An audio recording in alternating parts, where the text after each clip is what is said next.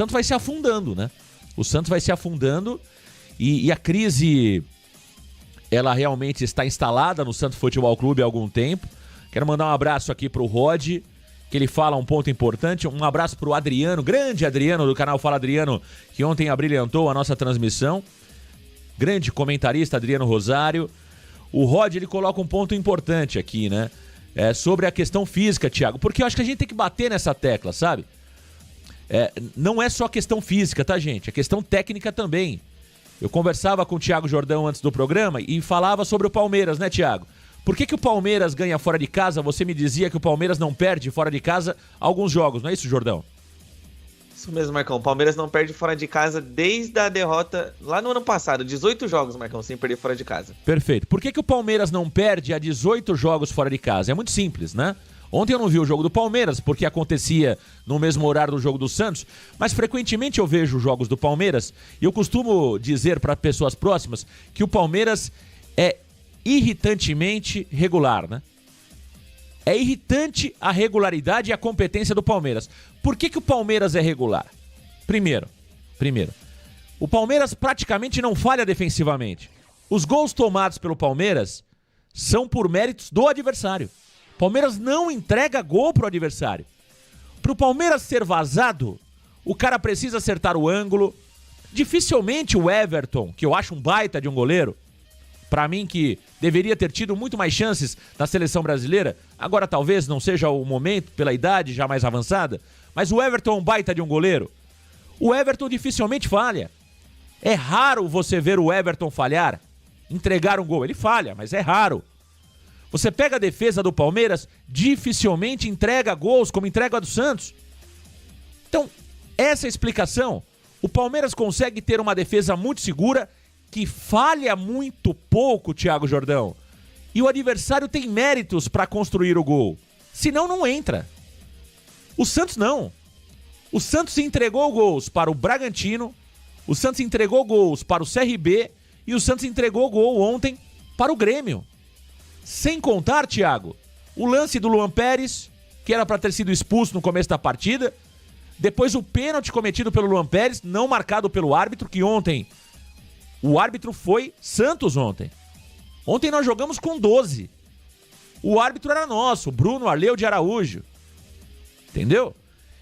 Então, por que o Palmeiras consegue ficar 18 partidas sem perder fora de casa, Thiago Jordão?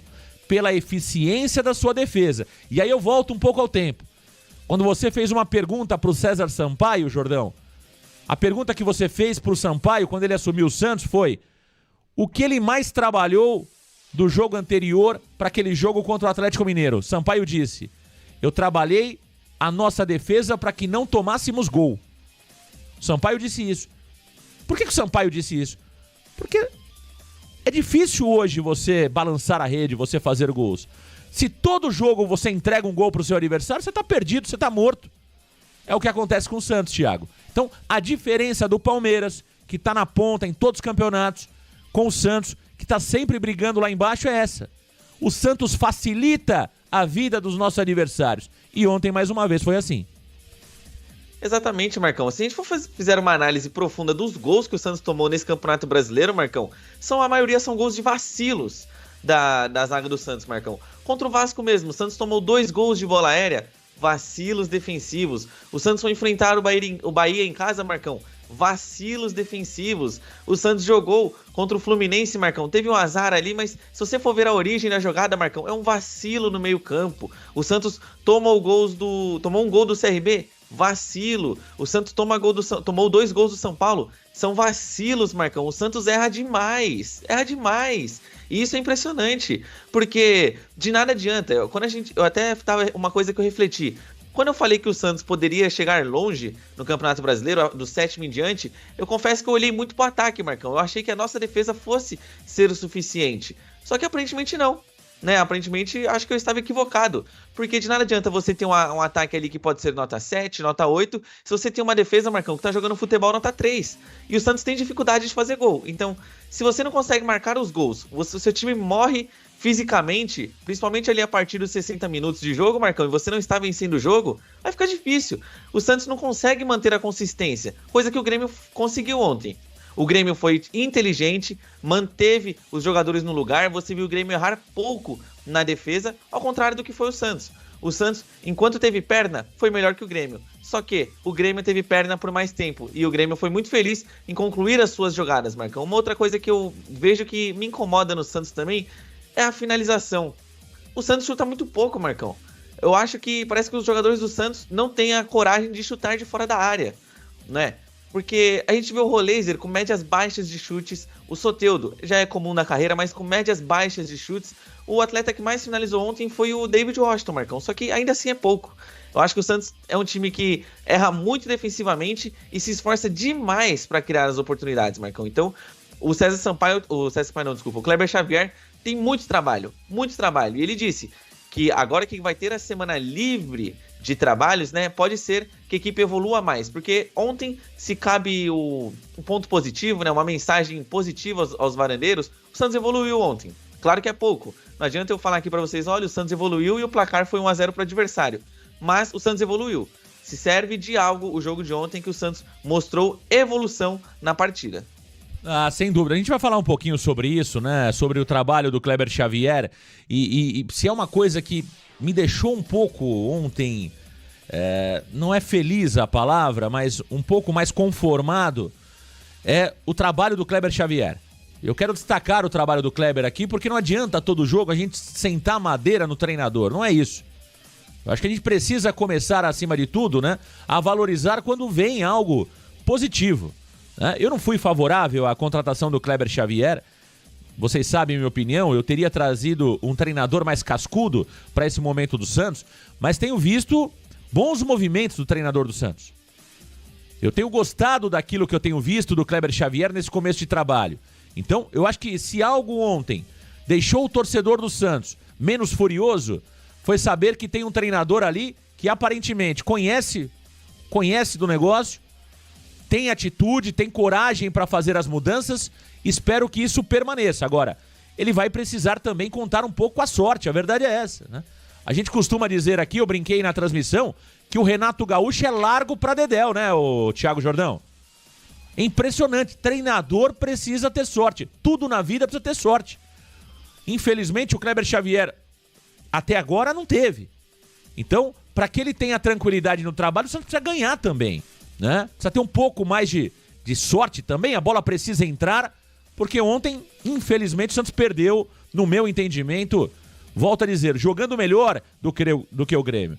Ó, o Rod, ainda sobre a questão física, um abraço pro Rod, sempre com comentários inteligentes, né? O grande Rod colocou o seguinte, sobre a questão física do Santos. O Santos não tem estrutura adequada de prevenção, preparação e recuperação em relação a equipamentos, equipe e metodologia. Além disso, viramos um clube sem cobrança e sem norte, e isso reflete nos atletas. Eu acho que são pontos importantes, né, Thiago? A bagunça da gestão, ela reflete no grupo de jogadores. O grupo de jogadores do Santos, e jogador, Thiago, se tiver uma rede para se encostar, jogador encosta. A verdade é essa. Se o grupo de jogadores percebe que o clube é uma bagunça, que o filho do presidente faz o que quer, que o neto do presidente faz o que quer, que o vice-presidente não sabe o que fala, que o Santos virou trampolim político para muitos, os jogadores pintam e embordam. A verdade é, como em qualquer empresa, né, Thiago? Se não tem comando, ou se o líder não é um bom exemplo, o cara que tá embaixo, a não ser que ele seja realmente um cara que se autossupervisiona, que são poucos profissionais que se autossupervisionam, que trabalham da mesma forma, independente da liderança. Se você tem na liderança um exemplo ruim, como é no Santos, se o presidente, o vice, os aspones que estão ao lado dele administram um clube de forma bagunçada, isso reflete claramente no elenco, né? Ah, sem dúvidas, Marcão, sem dúvidas. É aquilo também. Me diga com quem tu andas, eu direi quem tu és, né, Marcão? Porque uma outra reflexão que eu trago sobre a questão física dos jogadores, Marcão, o David Washington, a gente vê nitidamente que ele não aguenta jogar as partidas pelo Santos Futebol Clube. Só que sabe o que é engraçado? Antes dele chegar ao Santos, Ele jogou todas as partidas do Sul-Americano, Marcão, fazendo gols. Participava por mais de 80 minutos dos jogos, Marcão. Por que quando ele chegou no Santos, isso mudou? Qual que é a explicação para isso? É algo, até o Rod falou aí, Marcão, é estrutural, né? Isso tudo se reflete, Marcão. Você tem um clube onde tudo que é feito de errado, mas os dirigentes aplaudem as coisas erradas. Então o jogador ele vai pensar, nem que ele pense nisso, né? Não tô dizendo que o jogador faz de propósito. É o inconsciente dele, Marcão. Se você tá indo mal no seu trabalho, no seu serviço, enfim, você não é cobrado devidamente a ter bons resultados. Só que você vê os seus líderes fazendo até pior do que você, Marcão. O cara até pensa, não, até que eu tô bem, porque o outro ali tá muito pior do que eu. Ele é meu chefe, ele tá muito pior do que eu. Tô mal, mas eu tô melhor que ele. Então fica difícil, Marcão. O Santos não tem cobrança há quanto tempo?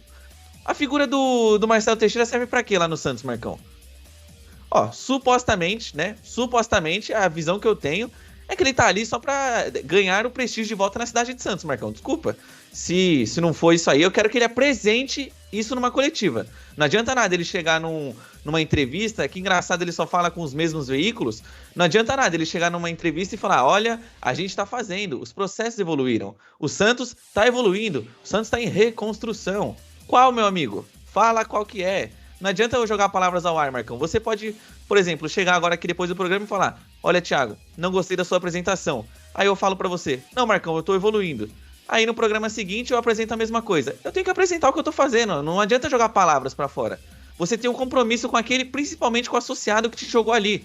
Arrume o Santos, meu caro. Porque liga pra Leila Pereira, não é vergonha. Liga pro presidente do Flamengo, o BAP. Fala, ó, como que vocês conseguem jogar 70 partidas, até 4 competições numa temporada e o time tá pleno fisicamente? Por quê? Qual que é o equipamento que você usa? É esse? É esse? Legal, vou passar pro departamento responsável e vou comprar os equipamentos. Obrigado pelo contato. É networking, mas não. Parece que ele anda com aquele negócio que é de cavalo, sabe? Aqui, ó, é centrado. Não olha pro que funciona do lado. Ele quer só fazer o dele e faz errado. Perfeito, aí o Thiago Jordão aqui no canal Varanda Futebol Debate, ó, o JM mandou um superchat. Será o Santos o novo X-Men? Força, professor Xavier, tá dizendo aqui o JM no Varanda Futebol Debate no superchat. Olha, vamos aos números da partida de ontem, o Santos Futebol Clube. Thiago, antes dos números da partida, vamos à classificação geral do campeonato? Vamos à classificação geral do campeonato. O Santos Futebol Clube, infelizmente, na penúltima colocação do campeonato. Thiago Jordão, como está a classificação do Brasileirão após 7 rodadas? Vamos à classificação no Campeonato Brasileiro, Marcão, e só lembrando os amigos ligados aqui no canal que a rodada ainda não foi fechada, ela fecha hoje, pois Bragantino, Mirassol, o Juventude e o Atlético Mineiro vão jogar hoje à noite. Mas o Campeonato Brasileiro se destrinchou da seguinte forma: o Palmeiras lidera com 16 pontos, logo em sequência Flamengo com 14, Bragantino 13, Cruzeiro com 13, Fluminense com 13, Bahia com 12, fechando os 16.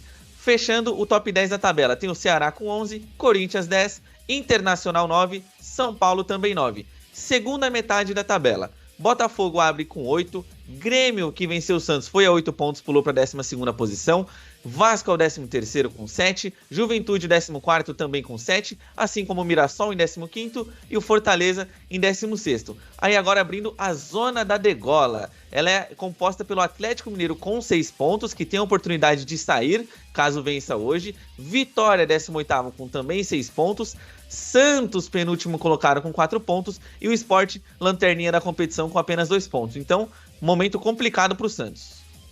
Momento complicado do Santos, Thiago, e Juventude, Mirassol e Atlético Mineiro ainda jogam no dia de hoje, né? Claro que alguns ali até se enfrentam, né, em confronto entre eles, mas o Santos pode ficar ainda mais distante desses clubes que estão ali beirando o Z4, né? Então uma situação desconfortável, e mesmo o Santos vencendo o Ceará na próxima rodada, é provável que o Santos permaneça no Z4. Então, já estamos pelo menos a uma rodada, Thiago Jordão, daqueles que estão fugindo do rebaixamento. Por isso que eu tô dizendo que já vamos chegar aí praticamente na metade do primeiro turno, ou seja, 1/4 da competição já foi quase disputado, e o Santos numa situação complicada. Então não tem essa de, olha, tem tempo, tá tudo bem, tá tudo certo. Não, pelo contrário, Thiago Jordão.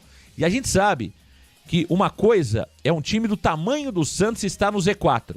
Outra coisa é o Juventude. Outra coisa é o Mirassol. Outra coisa é o Vitória da Bahia. Porque a pressão nesses clubes, o Sport, por exemplo, a pressão nesses clubes, Thiago Jordão, é menor. Então, eles estão acostumados a disputar campeonatos e brigar contra o rebaixamento. Ou seja, é o objetivo deles. A torcida do Sport sabe que o título do Sport é se manter na primeira divisão, do Juventude, do Vitória, do Mirassol. A pressão é diferente. A pressão em clube grande é totalmente oposta. Ou seja, se um clube do tamanho do Santos não consegue sair desse bololô, a pressão tende a aumentar, isso pode mais atrapalhar do que ajudar. Então, difícil a situação do Santos, hein?